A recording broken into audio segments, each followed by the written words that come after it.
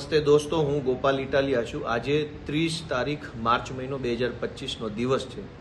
થોડાક સમય પહેલાં તમે બધાએ જોયું હશે કે ધંધુકા તાલુકાના પચ્છમ ગામે એક હોસ્ટેલની અંદર 14 વર્ષના એક માસૂમ દીકરા સાથે સૃષ્ટિ વિરુદ્ધનું વિકૃત કૃત્ય કરવામાં આવેલું।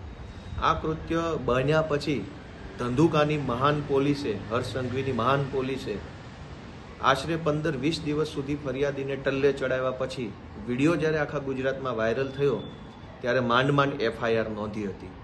અને એ ઘટના આપણે જોઈ કે સરકારી હોસ્ટેલમાં રહીને ભણતા બાળક કે જેને પોતાના મા બાપે એક સારી આશા સાથે ભણવા મોકલ્યો છે, એ બાળક સાથે સૃષ્ટિ વિરુદ્ધનું કૃત્ય થાય, એના કપડાં કાઢી નાખવામાં આવે, એની સાથે વિકૃતિ કરવામાં આવે, એ ઘટના બની એના પડઘા હજુ શેમા નથી।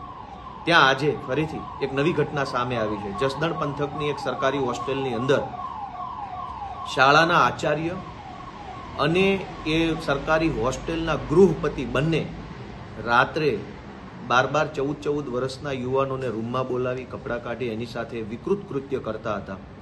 આ ઘટના 12મા મહિનાની છે, ડિસેમ્બર 2024ની ઘટના છે।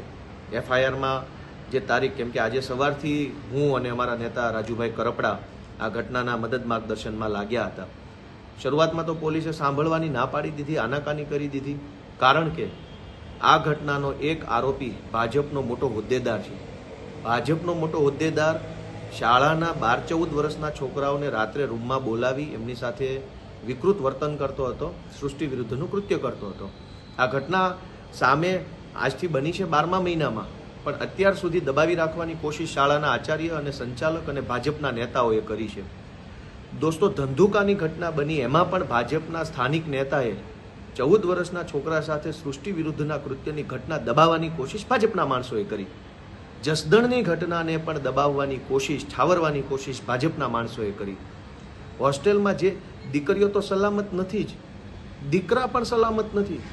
14 વર્ષના દીકરાને હોસ્ટેલમાં ભણવા મૂક્યો હોય અને ગૃહ પિતા પોતે રાત્રે રોજ છોકરાઓને રૂમમાં બોલાવી, જબરજસ્તી કરી, ગાળો દઈ, માર મારી સૃષ્ટિ વિરુદ્ધનું કૃત્ય કરે, આ કૃત્યને જસદણની કે ધંધુકાની પોલીસ છાવરે, આવા હીન કૃત્યને, વિકૃત કૃત્યને ભાજપના નેતાઓ છાવરે, તો હર્ષ સંઘવીને એટલું જ કહેવાનું કે ભાઈ, ઢાંકણીમાં પાણી લઈને શરમથી ડૂબી મર, અને ઢાંકણીમાં પાણી લેવાનો જીવ ન હાલતો હોય તો પંખે લટકી જવાય।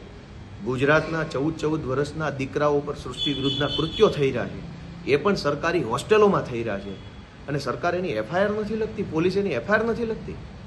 શરમ આવવી જોઈએ બધાને। મારું તો ફેસબુક ભાજપવાળાએ બંધ કરાવી દીધું છે। જ્યારથી ધંધુકાની ઘટનામાં મેં અવાજ ઉઠાવ્યો ત્યારથી મારું ફેસબુક બીજેપીએ બંધ કરાવી દીધું છે।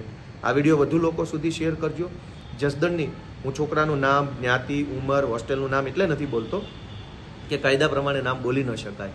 14 વર્ષના એક છોકરાને નહીં, 4 થી 5 છોકરાઓ સાથે રોજે રોજ રાત્રે સૃષ્ટિ વિરુદ્ધનું કૃત્ય શાળાના સંચાલકો અને હોસ્ટેલના ગૃહપિતા કરતા હતા, એવી ઘટના સામે આવી છે। પોલીસ સવારથી ટલ્લે ચડાવતા હતા, પરંતુ રાજુભાઈ કરપડાના ઇન્ટરફિયરન્સથી અને અમારા બંનેના સંકલનથી FIR થવા તરફ વાત આગળ વધી છે। પરંતુ આ વિડીયો બની રહ્યો છે ત્યારે આજે 30 તારીખના 3:30 વાગ્યા છે બપોરના। અત્યારે ભાજપના નેતાઓ અને હોસ્ટેલના સંચાલકો પોલીસ સ્ટેશને પહોંચ્યા છે અને પોલીસ ઉપર દબાણ ઊભું કરે છે કે ગમે તેમ કરી અને આ ઘટના રફે દફે થઈ જાય।